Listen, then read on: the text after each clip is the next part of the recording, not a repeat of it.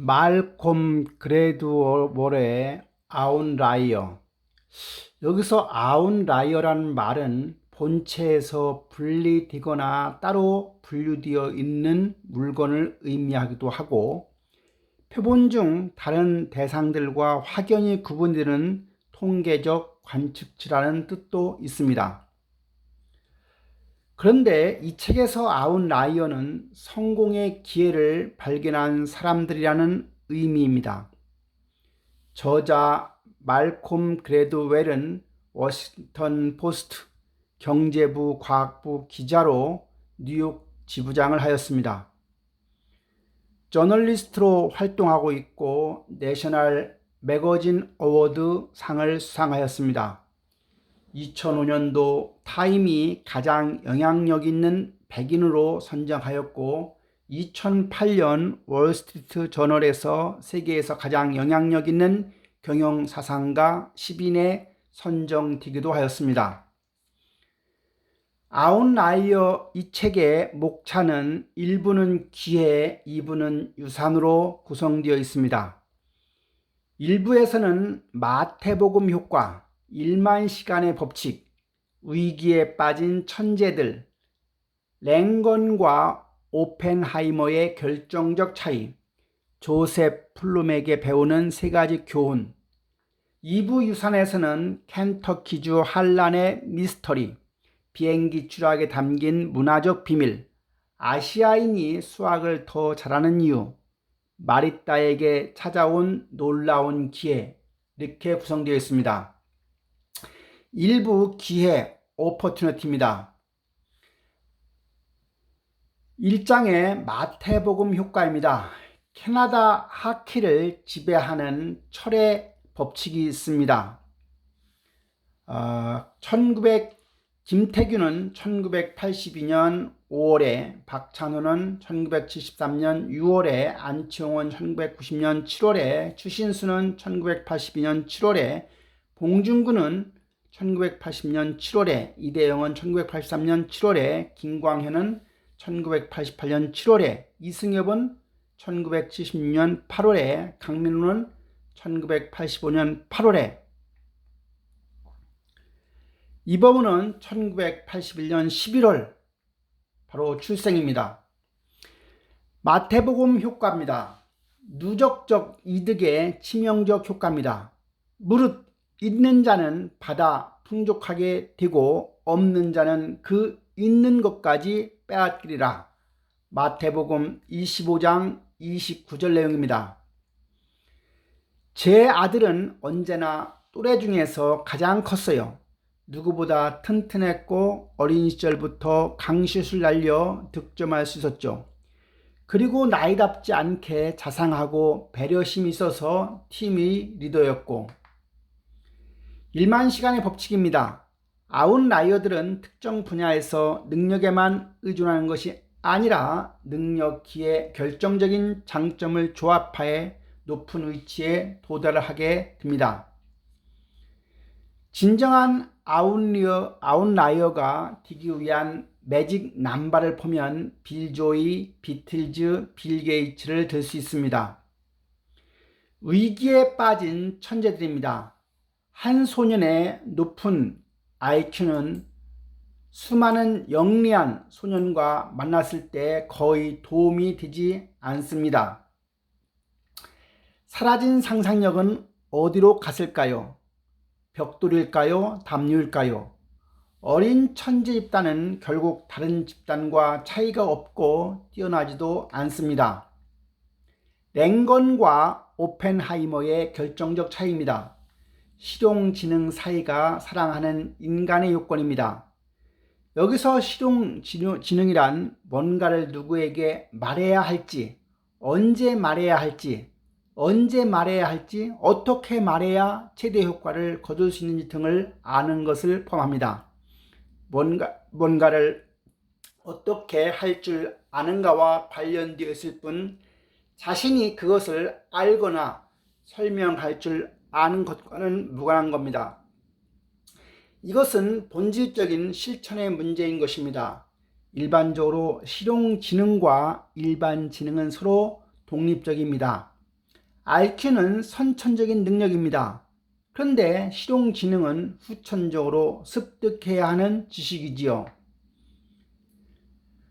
부모들의 교육 철학을 보면 중산층 부모는 집중 양육에 관심이 있습니다. 즉 아이들의 재능, 의견, 기술을 길러주고 비용을 대주려고 하고 있습니다. 반면에 가난한 부모는 자연적인 성장을 통한 성취를 강조합니다.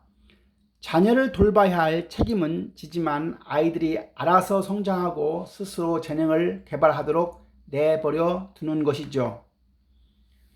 아무리 뛰어난 천재도 혼자서는 자기의 길을 만들어 가지 못한다는 사실입니다. 조셉 플롬에게 배우는 3가지 교훈이 있습니다.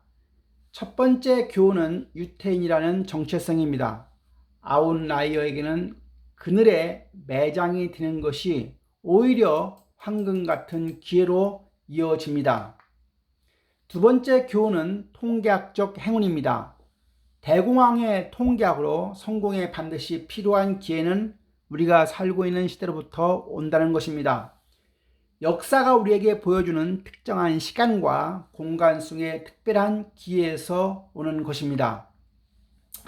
세 번째 교훈은 가치 있는 일을 하고 있다는 믿음입니다. 일에 의미가 없고 가치가 없을 때 힘든 일을 감옥과 같은 일이 되어 버린다는 사실입니다. 2부 유산 레가시입니다. 켄터키주 할란의 미스터리입니다. 명예 문화가 지배하는 사회입니다. 명예 문화에서 남자의 평판이란 그 사람 삶의 전부이자 존재의 이유입니다. 소멸 이후에도 살아남는 문화적 유산의 힘입니다. 문화적 유산은 세대를 넘어 지속되는 것은 물론이거니와 그것을 탄생시킨 경제적, 사회적 배경이 소멸된 이후에도 살아남습니다. 나아가 우리가 세계를 이해하는 방식을 결정함으로써 우리의 태도와 행동을 결정합니다. 두 번째 장 비행기 추락에 담긴 문화적 비밀. 비행사고는 대개 7가지의 실수가 결합한 결과 나타난 것이지 지식이나 기술로 인한 문제가 아닙니다. 비행기 추락 사고를 유발하는 실수들은 예의 없이 팀워크나 의사소통의 문제입니다. 완곡어법으로 전달 내용을 부드럽게 하거나 상대편의 감정을 상하지 않게 하는 화법이 바로 완곡어법입니다. 문화적 특성과 추락 사고의 연관성을 보면 권력 간격 지수가 높은 나라는 1등이 브라질, 2등이 한국, 3등이 모로코, 4등이 멕시코, 5등이 필리핀입니다. 권력 간격 지수가 낮은 나라는 미국, 아일랜드, 남아프리카 공화국, 오스트레일리아, 뉴질랜드 등입니다. 아시아인이 수학을 더 잘하는 이유가 있습니다. 동양인들의 수리적 비밀이라고 해서 발음 길이, 규칙적이고 논리적인 숫자 체계를 가지고 있으며 아시아인들에게 숫자는 단순히 암기해야 하는 대상이 아니라 일정한 패턴을 가지고 있는 것으로 보입니다. 벼농사의 문화와 수학 실력의 상관관계입니다. 1년 내내 해 뜨기 전에 일어날 수 있다면 어찌 부자가 못 되리. 120개의 문제를 놓고 끝까지 앉아 집중하고 대답하고자 노력하는 학생일수록 수학 문제도 잘 풀어낸다고 합니다. 어떤 나라가 노력과 끈기에 가장 큰 가치를 부여하고 있는가를 통해 그 나라의 수학 성적을 예측할 수 있습니다.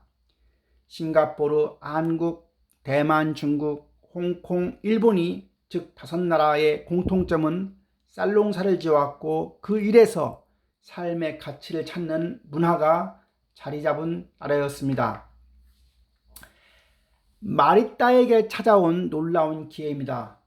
노력과 휴식이 병행되어야 한다는 생각은 일과 공부에 대한 아시아적 관점과 많이 다릅니다.